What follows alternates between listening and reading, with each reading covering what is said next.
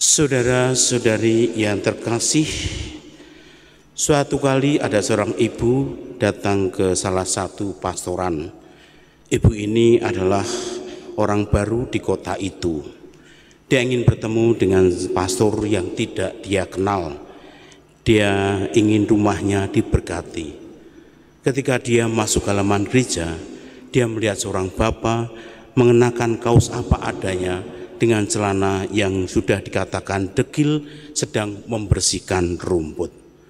Dia bertanya apakah dia bisa bertemu dengan pastor paroki. Dengan sikap dan dengan rasa penuh hormat, dia menjawab, "Oh bisa, sebentar, silakan masuk dan duduk di ruang tamu." Ibu itu menunggu di ruang tamu. Tidak beberapa lama bapak yang tadi keluar lagi, tapi sudah berganti pakaian dengan yang lebih baik. Ibu itu berkata kembali, "Bapak, saya mencari pastor, apakah pastor ada?"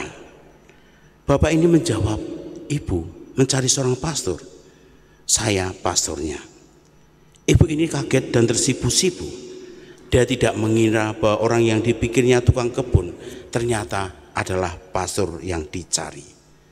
Saudara-saudari, barangkali kita menilai seseorang dari penampilannya, tetapi tidak jarang kita tertipu dengan penampilannya.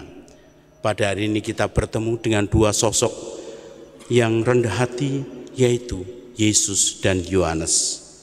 Yohanes sebagai seorang nabi diberi kuasa untuk membaptis orang, membaptis dengan air.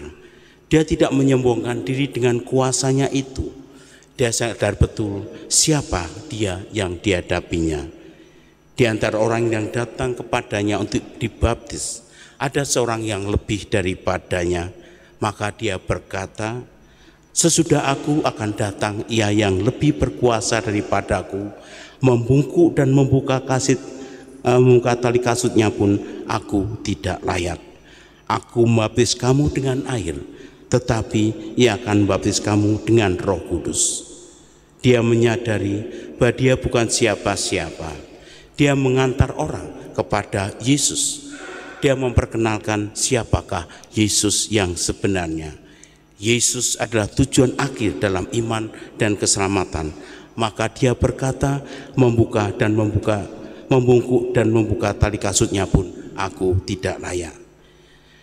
Sikap kita seringkali justru sebaliknya. Kita sebagai orang kecil justru membesar-besarkan diri supaya mendapatkan pengakuan dan mendapatkan nama. Pada saat ini orang butuh pengakuan yang tidak penting dan hanya membesarkan dirinya saja. Apa arti sebuah kebesaran jika kebesaran itu hanyalah kebohongan dan kepalsuan? Kita melakukan kebaikan karena Tuhan telah melakukan kebaikan lebih dulu daripada kita. Sudah merupakan kewajiban bagi kita bahwa kita melakukan kebaikan Tuhan kepada sesama kita. Tidak perlu mencari nama, biarlah kebaikan itu tersimpan di dalam Tuhan.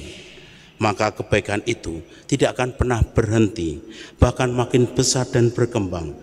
Tuhan adalah sumber dari kebaikan itu. Melalui kita, maka akan semakin banyak orang baik yang ada di dunia ini. Ini adalah kesaksian kita yang bisa kita lakukan seperti Yohanes telah memberikan kesaksian hidupnya. Maka kita telah mengenal Yesus Kristus karena kesaksiannya. Semoga dengan kesaksian kita, orang semakin mengenal kebaikan Tuhan dan mencari Tuhan, bukan orang mengenal kita dan mencari kita. Biarlah Tuhan itu akan dikenal, biarlah Tuhan itu akan semakin berkembang di dunia kita ini. Kita sebarkan virus kebaikan Tuhan kepada siapapun juga. Akhirnya dimanapun kita berada, kita bisa menularkan virus itu kepada setiap orang, sehingga orang akan merasakan berbuat baik itu indah. Berbuat baik itu adalah sebuah kewajiban, bukan sebuah keinginan hati diri kita sendiri. Amin.